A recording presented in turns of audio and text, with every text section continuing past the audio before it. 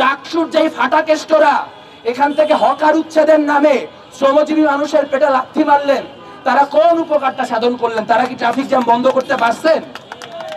পারেন নাই, তারা পারবেন না, কারণ তারা দিন শেষে সরকারের দালাল। 12 মাস কৃষি করে এখন আর সংসার চালানো যায় না।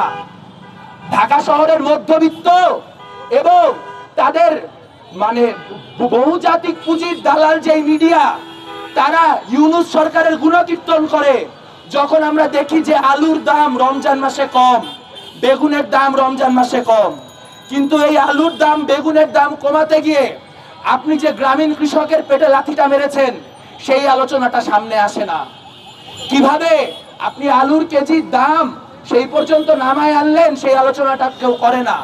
কেউ বলে না যে আপনার যারা হেমাগারের মালিক, যারা পরিবহনের মালিক, যারা আড়তদার, তাদের যে সিন্ডিকেট, সেই সিন্ডিকেট ভাঙার দরকার ছিল, সেই আলোচনা কেউ করে না। ফলে প্রতি বছর কৃষক লস থেকে আরো লসে যায়। যে কৃষক 12 মাস কৃষি করে খেতে পারে না, তখন সে বাধ্য হয়ে ঢাকা শহরে হকারি করতে আসে, তখন সে বাধ্য হয়ে অটোরিকশা চালাতে আসে, সে বাধ্য হয়ে সিলেটে অটোরিকশা চালাইতে যায়।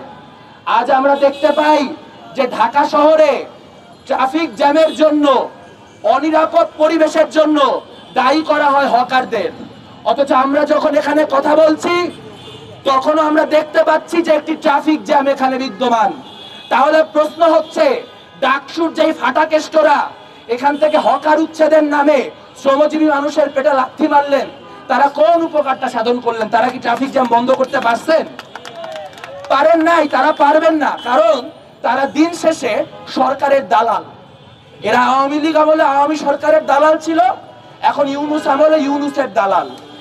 তাই তারা এই কথা উচ্চারণ করবে না যে আমাদের পিছেই আমাদের যে দৃষ্টি প্রতিবন্ধী ভাইরা দাঁড়িয়ে আছেন, বোনরা দাঁড়িয়ে আছেন, তারা তাদের চাকরির জন্য, তাদের কর্মসংস্থানের জন্য আন্দোলন করছিল।